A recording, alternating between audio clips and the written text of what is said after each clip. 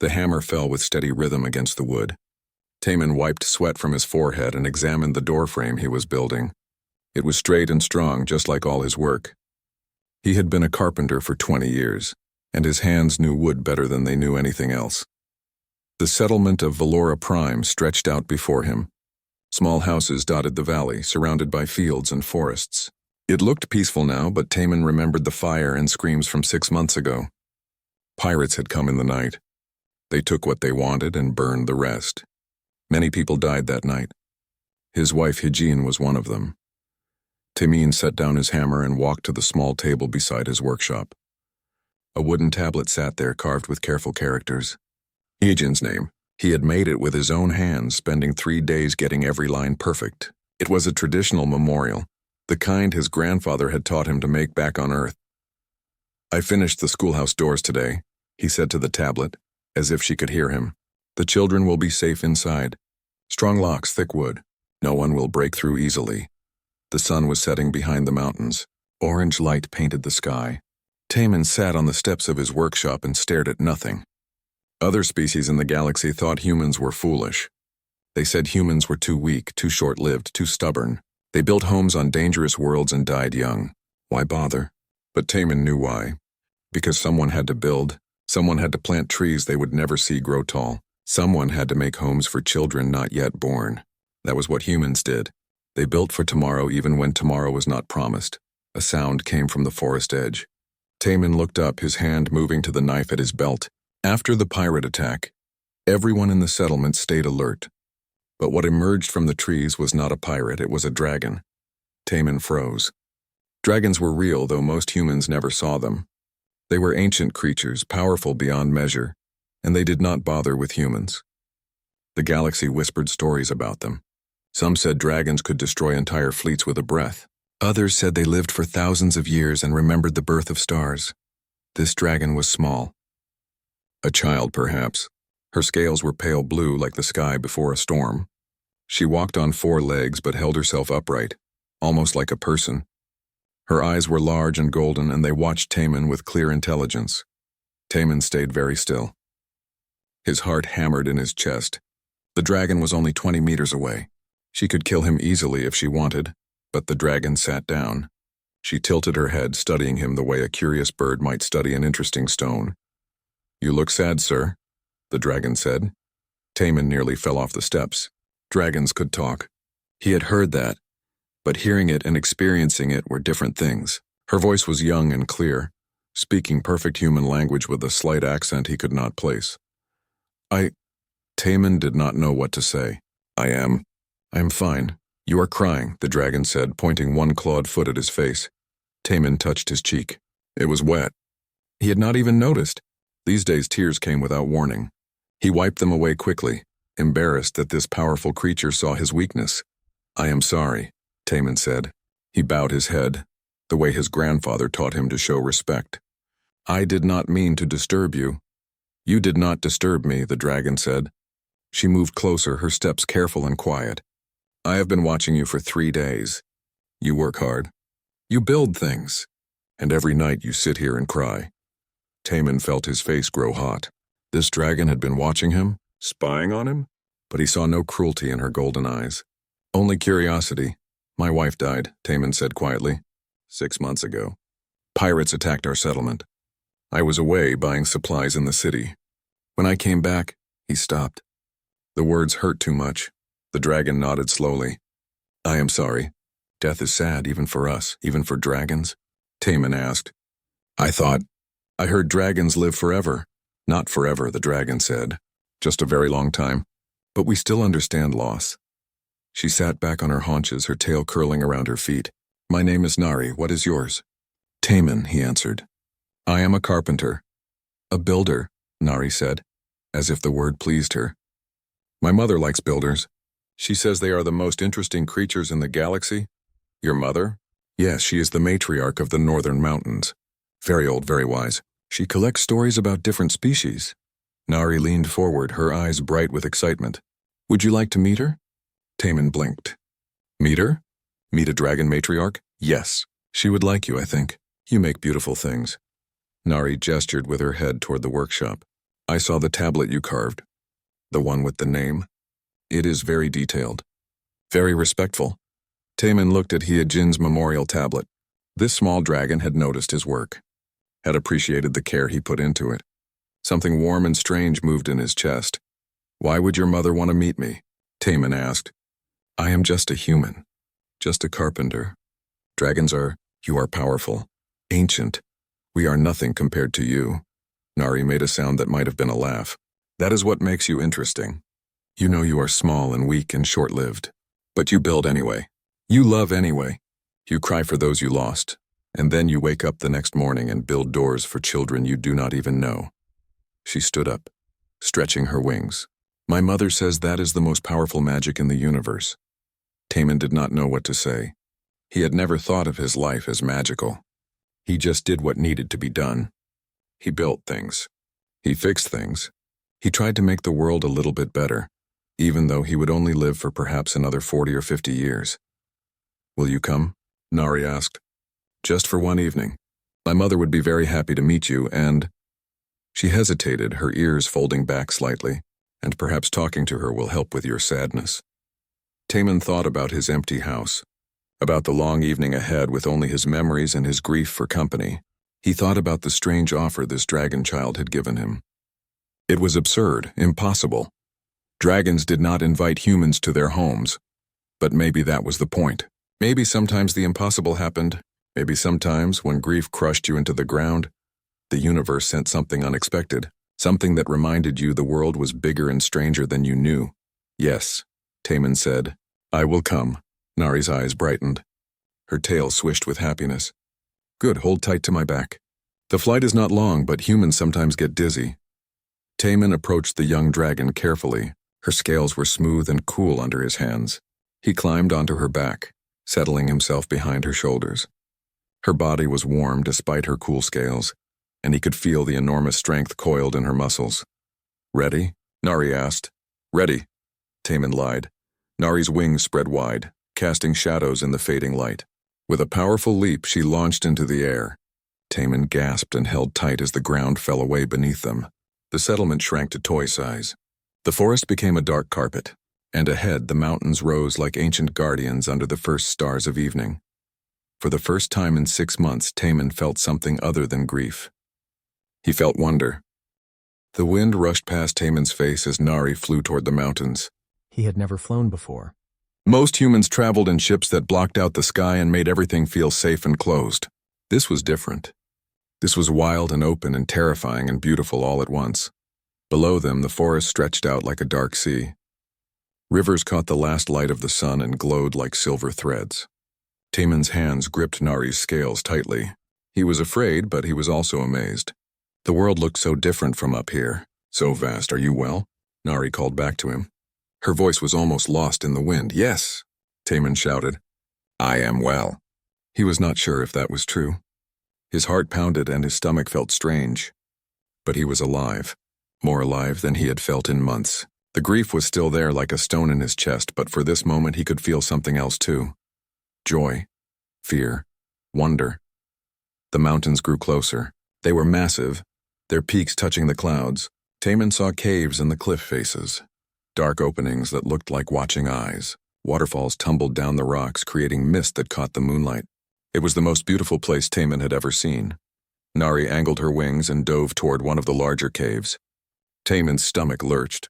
They were falling fast, faster than he thought possible. He squeezed his eyes shut and held on.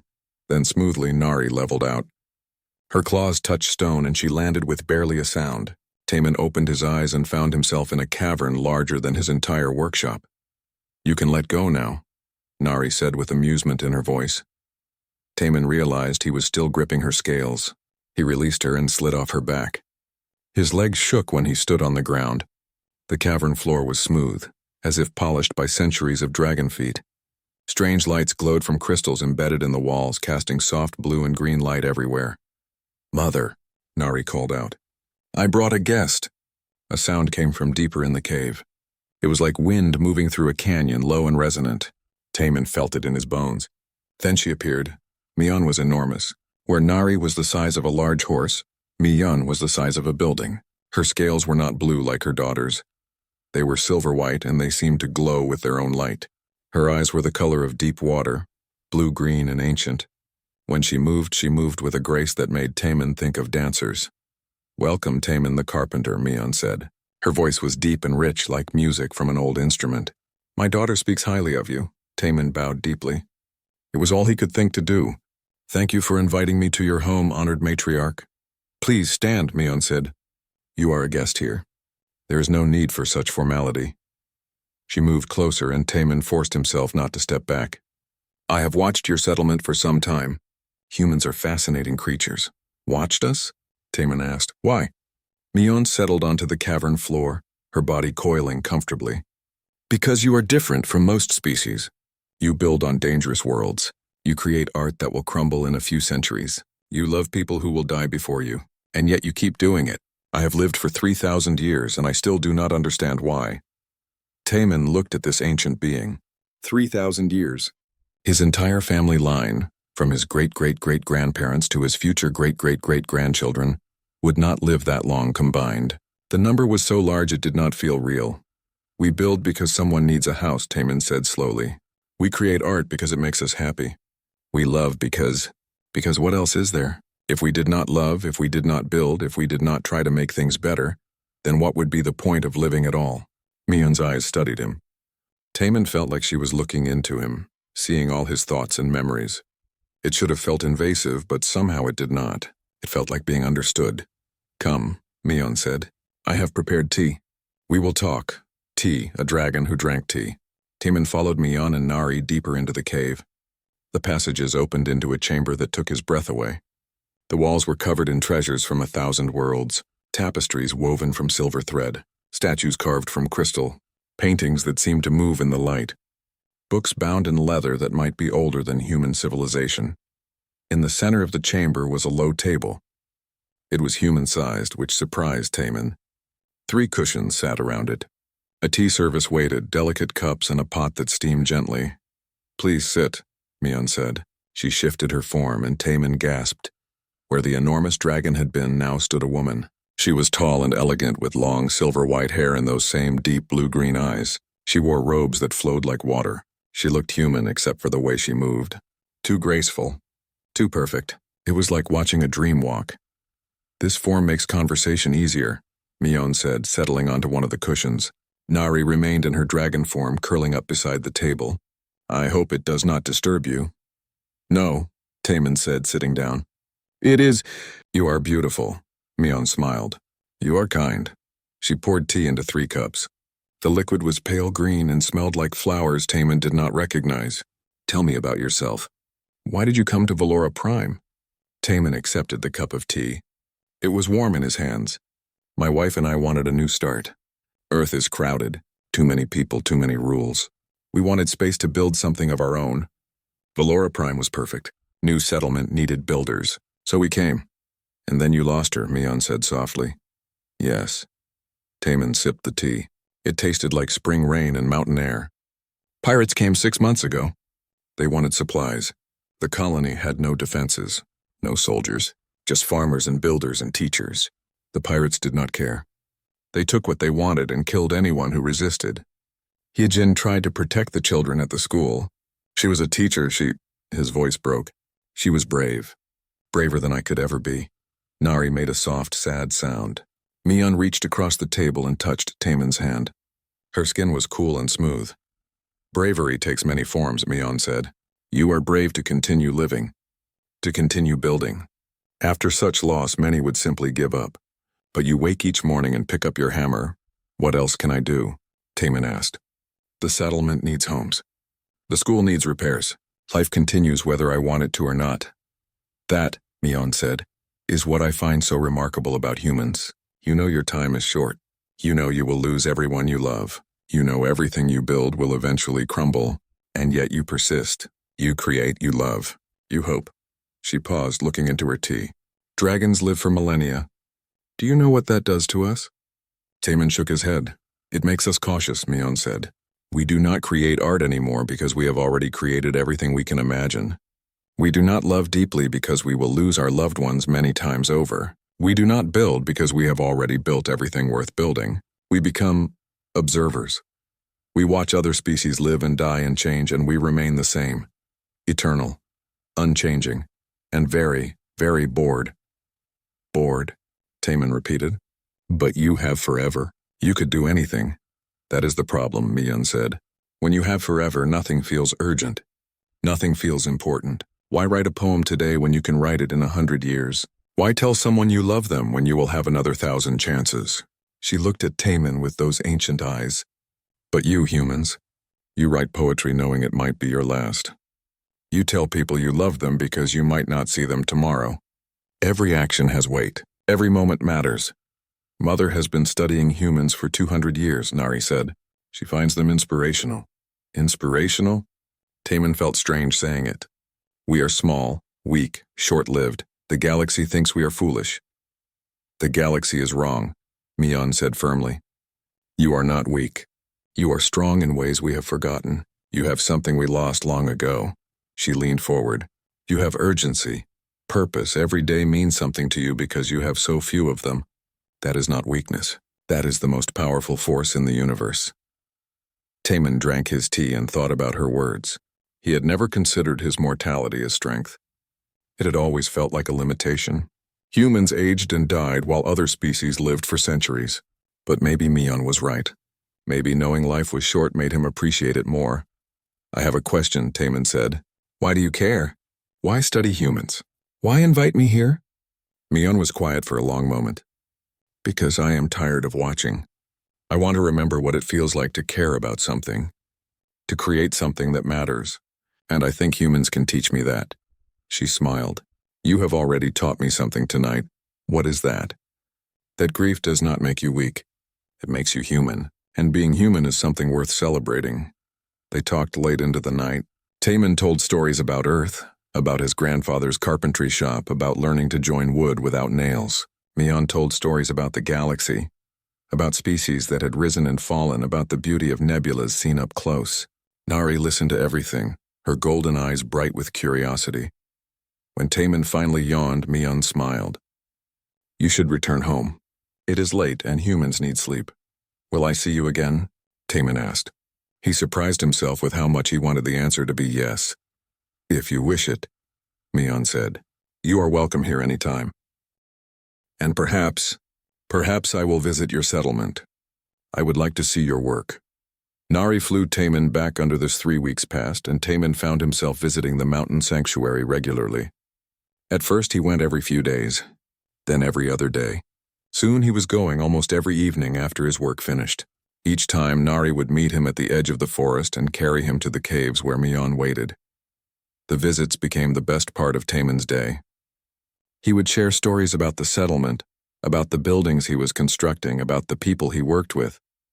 Mian listened to everything with genuine interest. She asked questions about human customs, about carpentry techniques, about why humans chose to live on frontier worlds when safer places existed. One evening, Taman brought his tools to the sanctuary. He had been talking about joinery work, about how wood could be fitted together without nails or glue, and Mian had asked to see a demonstration. The key is understanding the wood, Taman explained. He had brought several pieces of timber and was showing Mian and Nari how to cut a mortise and tenon joint. Every piece of wood has a grain, a direction it wants to move. If you work against the grain, the wood will fight you. If you work with it, the wood helps you. Mian, in her human form, watched carefully as Taman's chisel bit into the wood. This takes patience, yes, Taman said, and practice. My grandfather taught me this when I was 7 years old. I spent 2 years just learning to cut straight. He said a carpenter who cannot cut straight is like a singer who cannot hear music. Your grandfather was wise, Mian said. He was. Taman smiled at the memory. He died when I was 15. But his lessons stayed with me. He used to say that carpentry was about more than building things. It was about understanding that everything worth having takes time. He fitted the pieces together. The joint was tight and strong, requiring no fasteners. Nari touched it with one claw, testing it. This will last? If the wood stays dry, this joint will last for 100 years or more, Taman said. Longer than I will live. Maybe my grandchildren will use something I built. He paused. If I ever have grandchildren, you will, Mian said softly. Your life is not over, Taman. You have much time left. Much love left to give. Taman looked at the wooden joint in his hands. Sometimes it does not feel that way. Sometimes I feel like my life ended with Hyejin, but you are still here, Mion said. Still building. Still creating. That is not nothing. That is everything. Nari nudged a piece of wood toward Taman. Can you teach me? I want to learn human carpentry. Taman blinked. You want to learn? But you are a dragon. You can breathe fire and fly and live for thousands of years. Why would you want to learn human carpentry? Because it interests me, Nari said simply. Because you make beautiful things with your hands. Because I want to understand how humans think. She looked at her mother. Mother says the best way to understand someone is to learn what they create. That is true, Mion agreed. I have collected art and technology from 1,000 species, but I never tried to create anything myself. I only observed. Watching you work, Taman, has made me realize what I have been missing. So Taman began teaching them both. It was strange at first, instructing beings so much more powerful than himself, but they were eager students. Mion had the patience of centuries, and she could hold tools steady with perfect precision. Nari was less patient but more enthusiastic, attacking each project with youthful energy. The three of them worked together through the evening, cutting wood and fitting joints. They made mistakes. They laughed. They tried again. For those hours, species and power did not matter. There was only the work, the wood, and the satisfaction of creating something with their own hands. Why do you do this? Nari asked as she struggled to cut a straight line. It is so much work. You could use machines. Use computers to cut perfectly every time. I could, Taman agreed. But that is not the point. The point is the doing. When I cut wood by hand, I understand it. I feel it. Each piece is different. Each piece teaches me something. A machine makes everything the same. But with hand tools, every project is unique. Special. Like children, Mion said thoughtfully. Each one different. Each one precious, yes, Taman said. Exactly like that. The visits continued.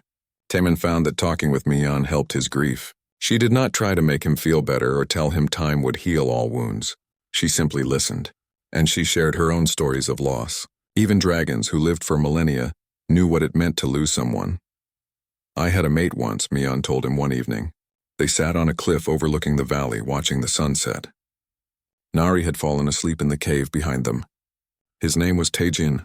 He died 500 years ago in a territorial fight with another dragon clan. I still miss him. 500 years, Taman whispered. And you still remember him? Every day, Mion said. Time does not erase love, Taman.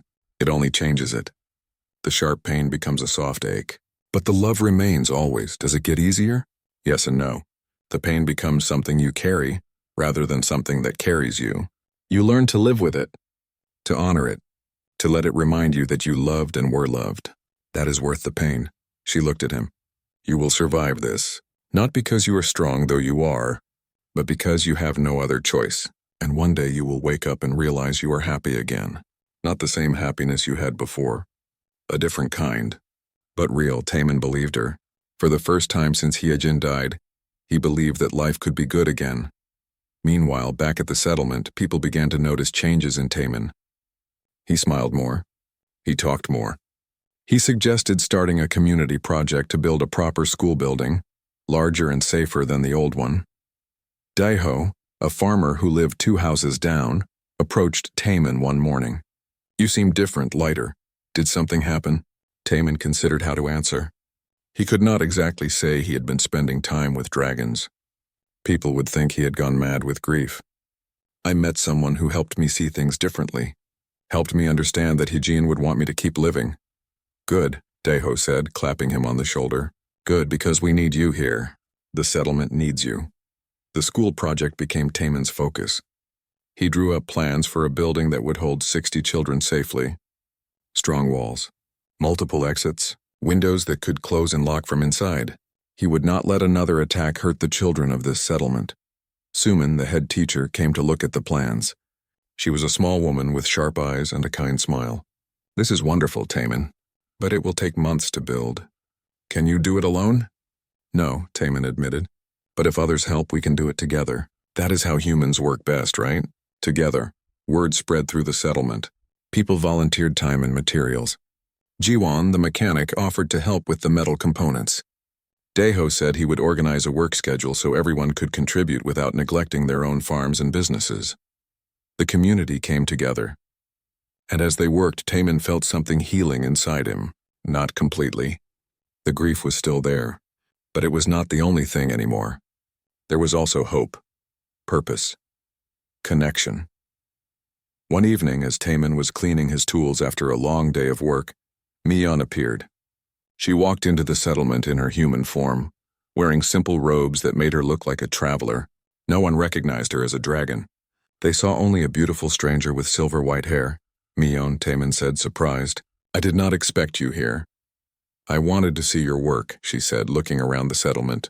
"I have watched from a distance, but I wanted to walk among humans. To see how you live." Taemin showed her around.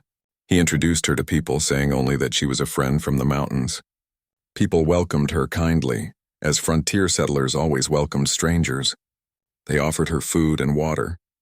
They asked her questions about where she came from. Mion answered carefully, never lying but never revealing what she truly was. She watched everything with those ancient eyes. She saw Daeho teaching his children to plant seeds. She saw Sumin organizing a reading lesson for the settlement's children. She saw Jiwon repairing a broken water pump while joking with her neighbors. She saw humans living their short lives with dedication and joy. When they reached the construction site for the new school, Mion stopped. The foundation was already laid. Walls were beginning to rise. Dozens of people had contributed time and effort. It was not just Taemin's project anymore. It belonged to everyone. "This is beautiful," Mion said quietly. "You are building something that will outlast you. Something for people you have never met. For children not yet born." "Yes," Taemin said. "That is what humans do. We plant trees whose shade we will never sit under. We build schools our grandchildren will attend. We make the world a little bit better, even knowing we will not be here to see how much better it becomes." Mion turned to look at him. There were tears in her ancient eyes. "I have lived for 3,000 years. I have seen empires rise and fall. I have watched stars be born. And I have never seen anything as beautiful as what you humans do every single day." "We are just building a school," Taemin said, confused. "No," Mion said. "You are building hope. You are building tomorrow. You are saying that even though life is hard and short and painful, it is Kaumdao." The school building was nearly finished. 6 weeks of hard work had transformed Taemin's plans into reality. The walls stood strong and straight. The roof was sealed against rain. The windows had proper shutters that could lock from inside. It was the finest building in the settlement, and every person in the colony had contributed something to its construction. Taemin stood back and admired their work. Children would learn here. They would be safe here. That mattered more than anything. "It looks perfect," Sumin said, coming to stand beside him. She carried a box of books ready to stock the new shelves Taemin had built. "The children are so excited. They ask me every day when they can move into the new school." 2 more days, Taemin said. "We need to finish the door locks and do a final safety check. Then it will be ready." Daeho joined them, wiping dirt from his hands. He had been helping plant trees around the school, making the grounds beautiful. "My children drew pictures for the walls. They want to make it feel like home." Taemin felt warmth in his chest. This was what community meant. Working together, building together, creating something bigger than any one person could make alone. Hyejin would have loved this. She would have been proud. The moment of peace did not last. Jiwon came running from the communications building, her face pale with fear. "Ships," she shouted. "Ships in orbit. Military grade. They are broadcasting a message." Everyone stopped working. The settlement had no defenses beyond a few hunting rifles. If someone wanted to attack them, they could do nothing to stop it. Taemin followed Jiwon to the communications building. Other settlers gathered there too, their faces worried. Daeho brought his rifle, though everyone knew it would be useless against ships. The message played through the speakers. A harsh voice spoke in the common galactic language. "Attention, Valora Prime Settlement. This is Commander Vulcan of the Kreth Syndicate. You are hereby ordered to surrender all supplies, equipment, and able-bodied workers. You have 1 hour to comply. Failure to surrender will result in orbital bombardment. You cannot fight. You cannot run. You can only obey. Silence filled the room. Then everyone started talking at once. The Kreth Syndicate? They are slavers. We cannot let them take our people. But what can we do? We have no weapons. We need to evacuate. Get the children to safety. Taman felt cold fear grip his heart. The Kreth Syndicate. He knew that name. They were the same pirates who had attacked 6 months ago. The same ones who killed Hyejin. They had come back. Suman grabbed his arm. Taman, the children. We need to protect the children. Yes, Taman said. His mind was racing. 1 hour. They had 1 hour to do something, but what? They were farmers and builders and teachers. Not soldiers. Jiwan was already working at her communications panel. I am sending a distress signal. Maybe someone will hear it. Maybe help will come. How long until help arrives? Deho asked. Jiwan's face told them everything. 3 days. The nearest military outpost is 3 days away. Even if they leave immediately, 3 days.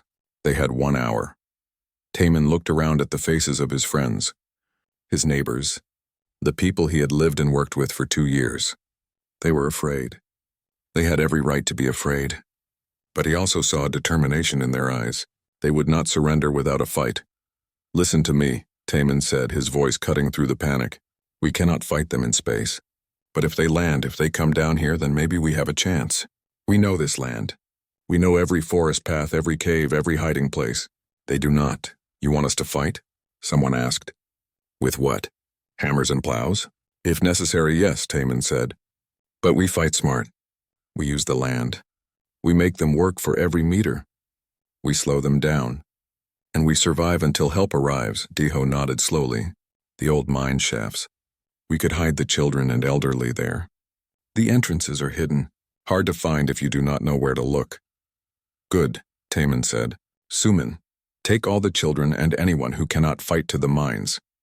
Take food and water. Stay hidden.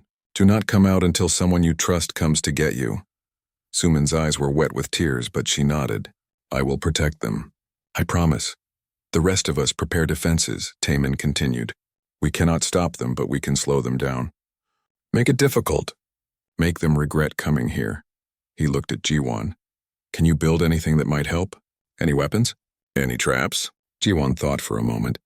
I have welding equipment. Plasma torches. Industrial cutters. I can make some surprises for them.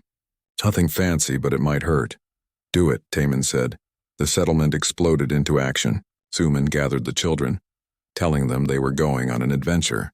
The children, not understanding the danger, were excited. Mothers and fathers hugged their children, trying not to cry.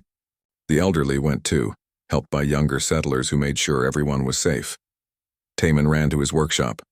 He grabbed every tool that could be used as a weapon. Hammers, axes, heavy chisels. He also grabbed rope and wire and nails. Everything that could be used to build traps.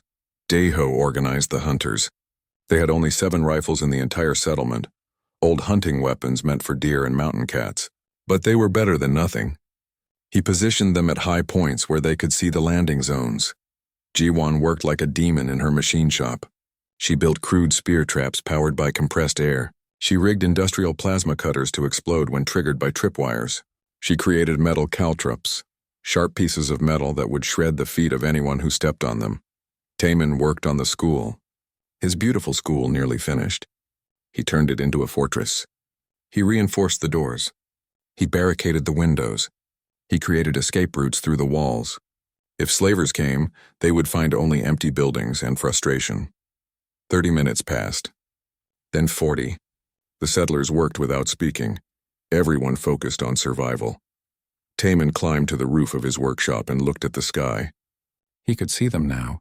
Ships descending through the atmosphere, burning bright like falling stars. 5 landing craft, maybe 100 armed slavers, against 40 settlers with improvised weapons. The odds were terrible. They would probably die. But Taman thought of Hyejin. She had fought to protect children. She had died defending others. If he was going to die today, he would die the same way, fighting, protecting, refusing to give up. He thought of Mian and Nari. They were in their mountain sanctuary, safe and far away. Part of him wished he could call them, ask for help. But dragons did not interfere with other species. That was their law, their way. He could not ask them to break it, even to save lives. Ships are landing, Deho shouted. East Clearing and South Field. They are coming! Taman climbed down from the roof. He picked up his hammer, the same hammer he had used to build homes and schools and furniture. It felt heavy in his hand. Wrong. This tool was meant to create, not destroy. But sometimes survival required doing wrong things for right reasons. The settlers gathered at the edge of the colony. 40 men and women, armed with hunting rifles and farm tools and improvised weapons. Behind them, their homes, their dreams, their lives. In front of them, 5 landing craft touched down. Ramps extended. Armed figures emerged, wearing armor and carrying weapons that could kill from 100 meters away. A large figure in black armor stepped forward. Commander Vulcan. His voice boomed across the field. Surrender now and you will be treated well. Resist and you will die. Choose wisely, humans. Taman stepped forward. His legs shook, but he forced himself to walk steadily. He stopped halfway between his people and the slavers. We choose to resist, Vulcan laughed. It was a cruel sound. Brave and stupid. Very human. You have no chance. We have superior numbers, superior weapons, superior training. What do you have? We have home, Taman said, and we will defend it. Then you will die for it, Vulcan said. He raised his hand. Kill them all. The slavers raised their weapons. Taman gripped his hammer and prepared to die fighting. He thought of Hyejin one last time. Hoped she would be proud. Then the sky split with fire. A roar like thunder shook the ground. Taman looked up and saw wings. Massive wings that blocked out the sun, scales that glowed like silver moonlight, eyes that burned with ancient fury. Mion descended from the sky like vengeance itself. Behind her came Nari and others. 3 more dragons. They had come. Somehow they had known.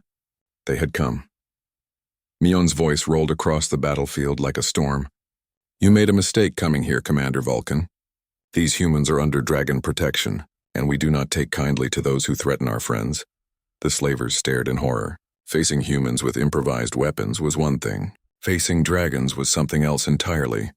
Vulcan's voice crackled with fear. Retreat! All units retreat to ships, now! But the dragons were faster. Mion's breath weapon carved a line of fire between the slavers and their landing craft. Nari and the others circled above, their shadows covering the battlefield. You will not escape, Mion said. Not until you understand what you have done. Not until you learn that some things are worth protecting, even for those who typically do not interfere. Taman stared up at the magnificent dragon who had become his friend.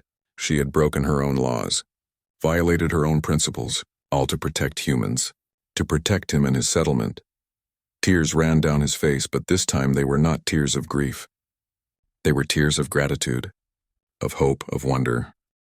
The battle was not over, but suddenly, impossibly, they had a chance, and the slavers scrambled toward their ships, but Mion's wall of fire blocked their path. They were trapped between the dragons and the settlement. Some tried to raise their weapons, but their hands shook too badly. Dragons were legends, nightmares, things you heard about in stories but never actually saw. Now 4 of them circled overhead, and one stood between the slavers and escape. Commander Vulcan's voice crackled over the communications. Stand down. This is a violation of galactic neutrality laws. Dragons do not interfere. We are not interfering, Mion said calmly. We are defending our friends. There is a difference.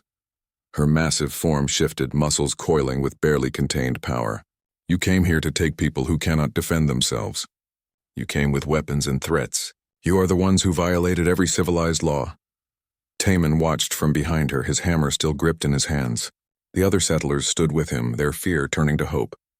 But Taman knew this was not over. The slavers still had weapons, still had numbers. And desperate people did desperate things, Jiwon. Taman called out. Can you jam their communications? Stop them from calling for reinforcements? Jiwon's eyes lit up. Yes! Give me 2 minutes. She ran back toward her workshop. Taman turned to Daeho. Position your shooters on high ground. If any of them try to reach their ships, slow them down. What are you going to do? Daeho asked. Something crazy, Taman said. He ran forward toward Mion. The dragon saw him coming and lowered her enormous head. Taman, stay back. This is dangerous, I know, Taman said. But you cannot fight them alone. This is our battle too. Our settlement, our home. Let us fight beside you. Mion's ancient eyes studied him. You are brave, little Carpenter. But they have weapons that can hurt you badly. I know, Taman said again, but Hyejin died protecting others. If I die doing the same, then I die like she did. With honor. With purpose? He looked up at the massive dragon who had become his friend. You taught me that every moment matters, that short lives can be meaningful. Let me prove it. Mian was silent for a long moment. Then she nodded slowly. Very well, but we do this together. Humans and dragons fighting as one. Tell me your plan. Taman's mind raced. They needed to stop the slavers from reaching their ships. They needed to disable those ships so no one could escape, and they needed to do it without getting everyone killed. The ships, Taman said. Can you damage them? Not destroy, just disable. If they cannot fly, the slavers cannot leave. Easily, Mian said, but that will make them more desperate. Cornered prey fights hardest. Then we give them another option, Taman said. We let them surrender.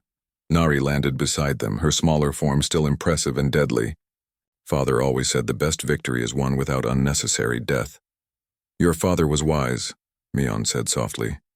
Then she raised her voice, speaking so every slaver could hear. You have one chance. Lay down your weapons. Surrender peacefully. We will turn you over to proper authorities. Refuse and we will show you why dragons are feared across the galaxy. Some slavers dropped their weapons immediately. Others hesitated, looking to their commander. Vulcan stood rigid in his black armor, his hand near his weapon. We surrender to no one, Vulcan shouted. All units open fire on the dragons. Energy weapons blazed.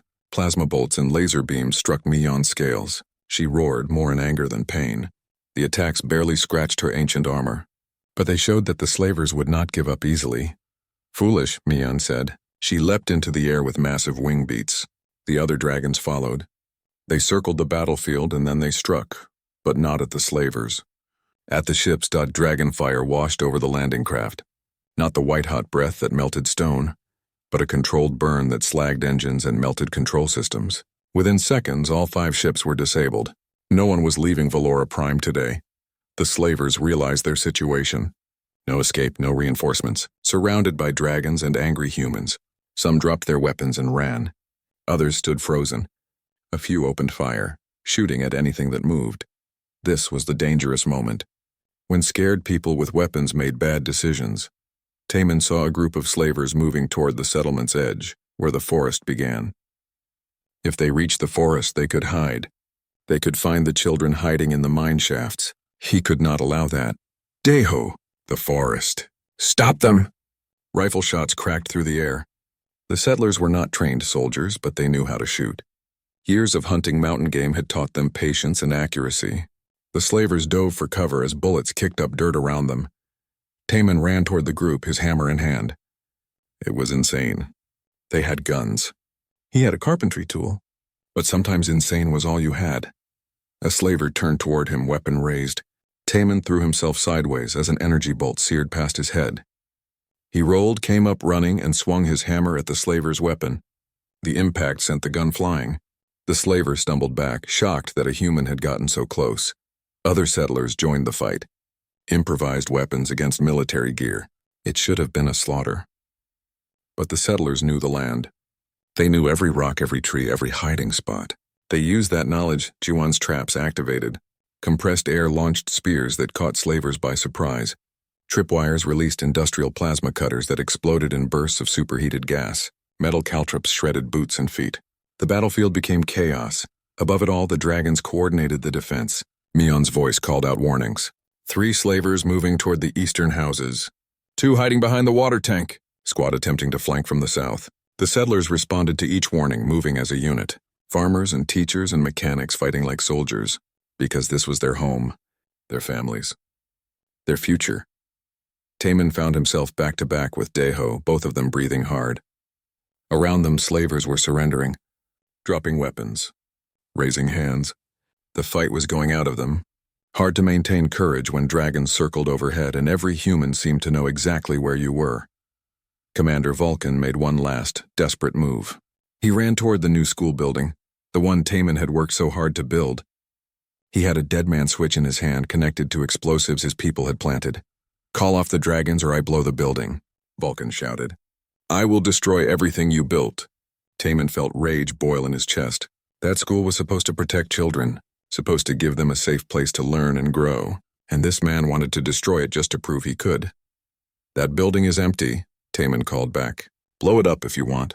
It is just wood and stone. We can rebuild. No, Mion said quietly, landing beside Taman. You will not blow it up. You will not destroy what they built with love and care and hope. Vulcan's hand trembled on the switch. Stay back. I will do it. Then do it, Mion said. Push that button. Destroy their school. Prove that you are exactly what we all think you are. A coward who destroys rather than creates, who takes rather than gives, who brings death rather than life. Her voice dropped to a growl. Or you can surrender, face justice, and perhaps someday learn to be something better than a slaver and a murderer. Vulcan looked at the massive dragon, at the humans surrounding him, at the disabled ships and surrendered troops, at the school building he threatened to destroy. His hand slowly moved away from the button. The explosive's detonator fell to the ground. I surrender, he whispered. The battle was over. The settlers let out a ragged cheer. People hugged each other, laughing and crying at the same time. They had survived. Against impossible odds, they had survived. Taman sank to his knees, his hammer finally falling from his exhausted hands. Mion lowered her head beside him, her massive presence somehow comforting. You fought well, little Carpenter, she said. You fought for what mattered. We all did, Taman said. Humans and dragons together. I never thought I would see such a thing. Neither did I, Mion admitted. But I am glad I did. You taught me something important today. What is that? That some things are worth breaking rules for. Some things are worth fighting for, even for those of us who have seen thousands of years who thought we had seen everything worth seeing. She smiled, a strange expression on a dragon face. You reminded me what it means to care. To protect, to fight not for glory or power but for home and family and future. Nari landed on Taman's other side.